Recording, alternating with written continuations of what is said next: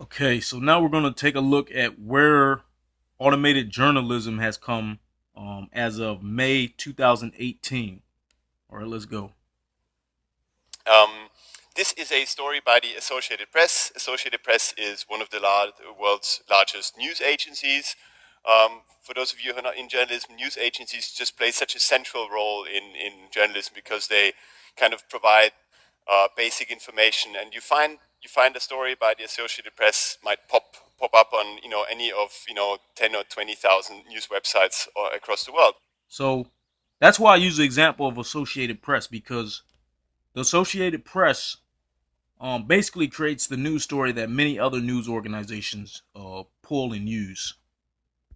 So this is taken from a small local paper, but it's a story about ExxonMobil, the oil giant, and this was written by software.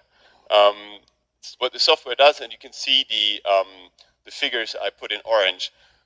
This comes directly from a file sheet. This comes directly from the financial reporting. This is something the company that is listed on the stock market has to report every quarter. So AP automated their quarterly earnings report stories. So Okay, so notice right now he's talking about quarterly earnings reports like they said they was doing earlier. Okay, so let's continue.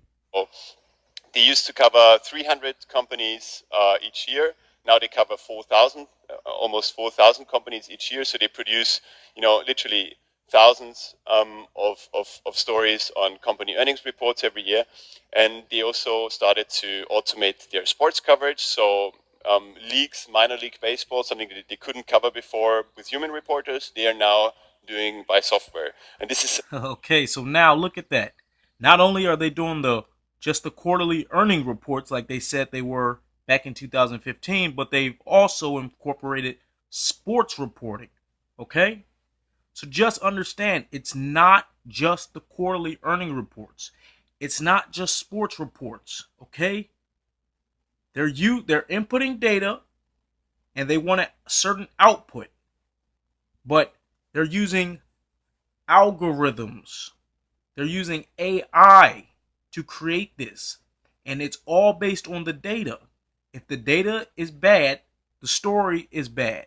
a pattern that goes throughout. So news agencies will say, is there something we haven't covered before? Things that we can't cover because it's local or too specialized. They will use automation to produce stories on that.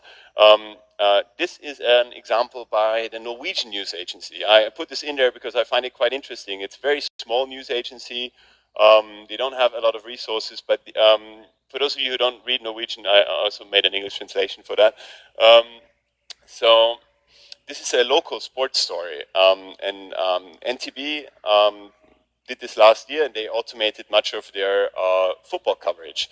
And there's And now you can see it's not just AP, right? Even other news organizations, no matter big or small, they're showing you. They're all using this software. They're all using the program, the automated journalist. Okay? It's not reliable. Okay? 20,000 league games played in Norway each year, and they are now able to cover every single one of those games if they want to. And what you can see here, what I find really cool, is that what I put in orange again. This is a data. There is data interpretation in that, so it's not just software sticking numbers into a template, but it's also it goes through all the sports statistics of the year, or maybe even some years back, and it gives you some kind of interpretation. It says it's 3 matches in a row. It says this one striker has scored 14 goals this year already.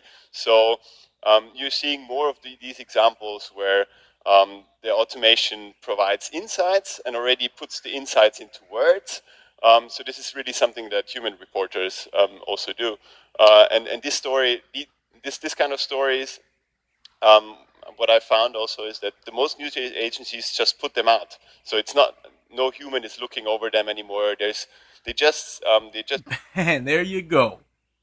They create these stories and they just put them out. There's no human even looking over them to ensure authenticity or quality or truthfulness, integrity. And y'all believe what y'all see in the news, man? Come on. Pop out the story, and this might be on a website just within seconds of the game ending. So it's also about speed. Um, and this is an example from Great Britain. So Press Association is also very old, very venerable news agency, and they've been around for more than 150 years. And just just in the last couple of months, they started to automate local coverage. So what they did is they said, well, there's all these large government data sets.